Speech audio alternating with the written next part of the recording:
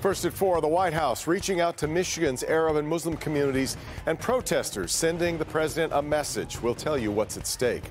Also, a Supreme Court showdown. Critics want former President Donald Trump off the ballot, but it seems he might win this one. We'll explain. Plus, Paula is working on this. We're with experts who walk us through scenarios when people are in crisis. I just have been hearing voices. What you hear in these rooms could save a life. Also, can you feel it in the air? It feels like spring. We're going to look at the chances for record-breaking temperatures. News and weather are first at 4. Local 4 News starts now with a breaking news alert. Exactly. Breaking news in the classified documents case surrounding President Joe Biden. Members of Congress who've seen the report say the president will not be criminally charged. But the special counsel's report finds Biden willfully retained and disclosed highly classified materials when he was a private citizen after he had been vice president. Special counsel says Biden could not have been prosecuted as a sitting president, but he wouldn't have recommended charges anyway. The report says if charged, a jury would likely find Biden to be a sympathetic figure as a well-meaning elderly man with a poor memory. The report also outlines differences between this case and the classified documents case facing former President Trump, but Republicans are claiming there's a double standard.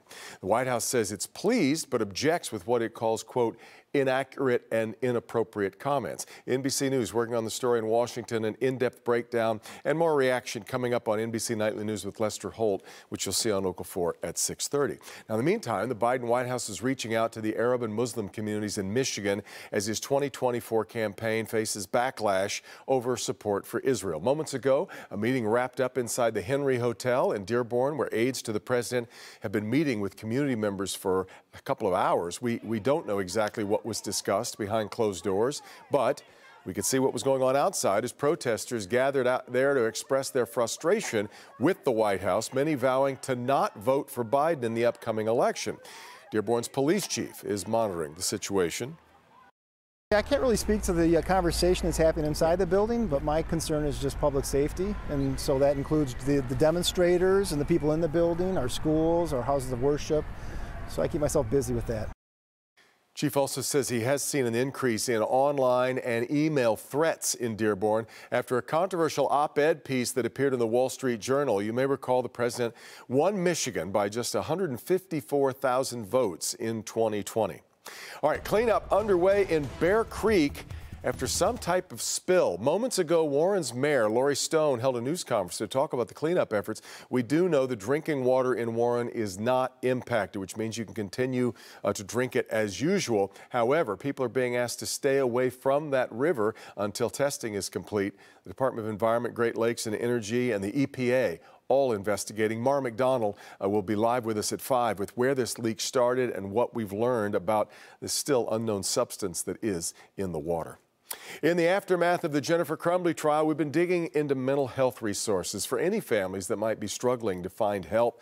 Perhaps you know crisis hotlines exist, but you might wonder what really happens when you call.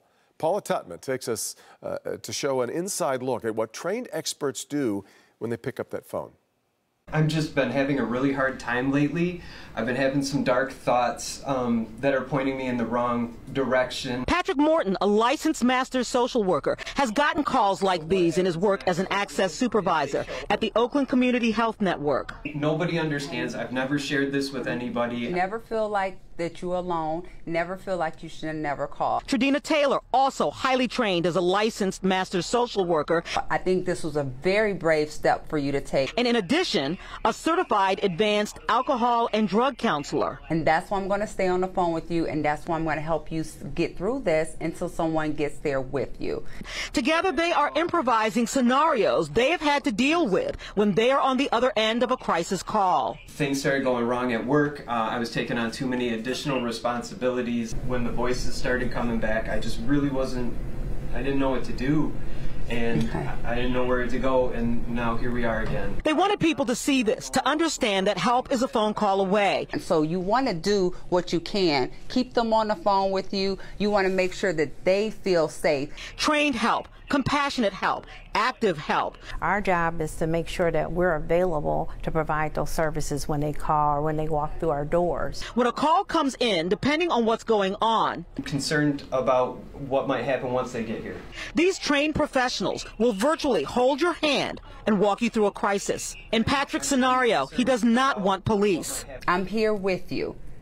Okay. So they're part of my team. They're part of my team. If a mobile crisis team needs to be dispatched, it will be 2 or more trained professionals who show up together for hands-on services. There are scenarios when a co-responder team has to come in, consisting of the licensed clinician who will travel with law enforcement to keep them safe and the callers safe. So I work really closely with them. But the first point of contact on that call is the other soothing voice and gentle touch who gets the handoff from the counselor on the phone. It's a push and pull. It's a tug of war, so to speak, where the voice in your head may be saying, don't trust, don't trust, don't trust, but you're listening to this person, and what they're putting out, the feeling that they're putting out on the phone can be very warm. It's like being drawn to the light. Yeah, so I want to stress again, these are trained professionals who are showing us a scenario of what they actually go through, and some of what some people might actually say. There are resources out there. They are out there, even if they are virtual. And our clickondetroit.com team, they've done a wonderful job putting together a resource page. So if you know someone, or if you feel like you are in acute crisis or any kind of crisis, you can easily find someone in your area. Devin? So important to know. All right, Paula.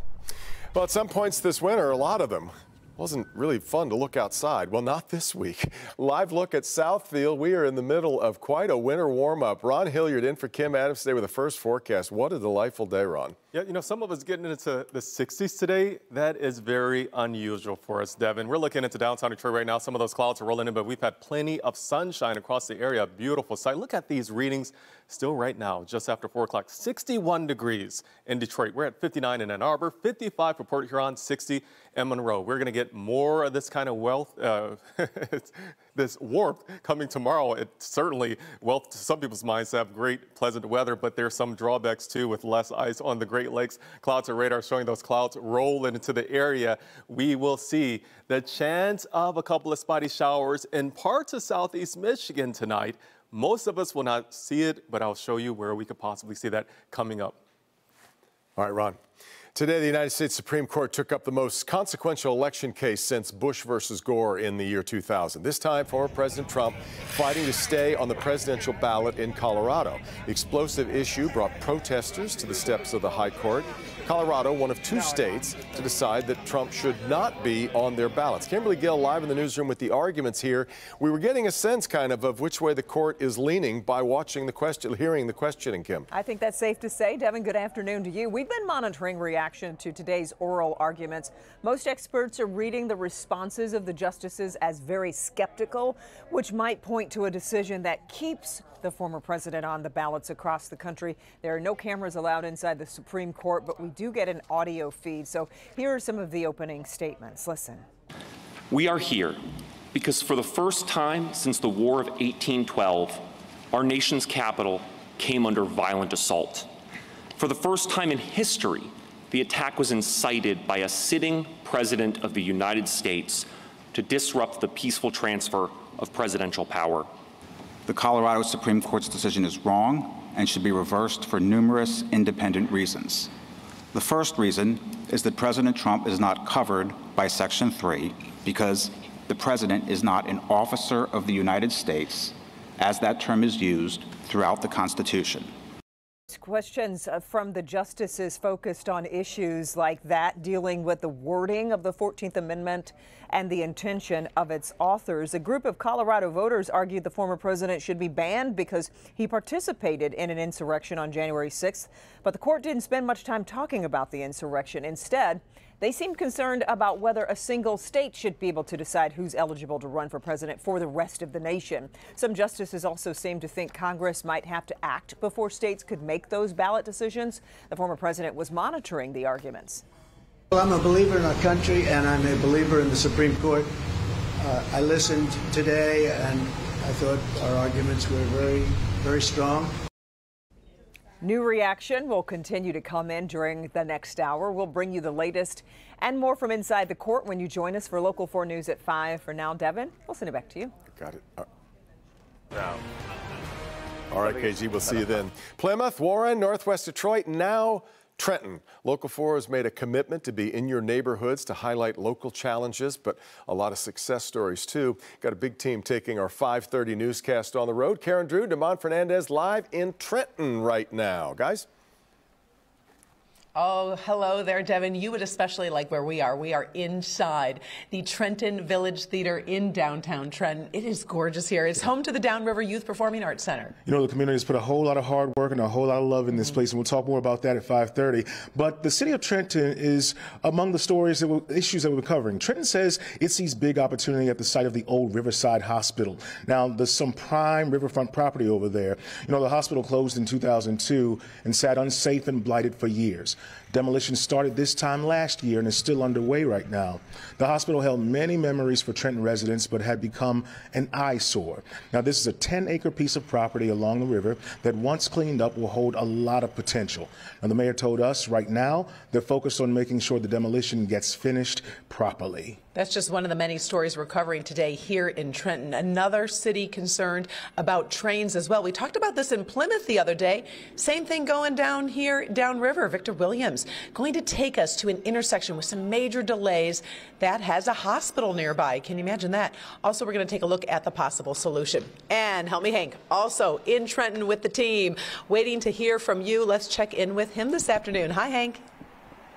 Hey guys, good afternoon everybody. I want to show you exactly where I am, so if you're in the area I want you to stop on by. We're here at Truago Restaurant. This is right on Jefferson, a popular steakhouse here within the downriver communities here in Trenton. Everybody knows this spot. It's the hot spot. We've got some people already on the inside. We're going to be chatting with them. If you find yourself here in this area, or if you're just watching and think you can make it down here in time for our early newscast, I would love to have an opportunity to chat with you, say hello, maybe hear some of the concerns or story ideas that you have that you'd like to see on Local 4 that you'd like Help Me Hank to solve for you. Again, we're here at Truago on Jefferson. We're going to stay here through the early evening newscast. I hope to see you. Back to you.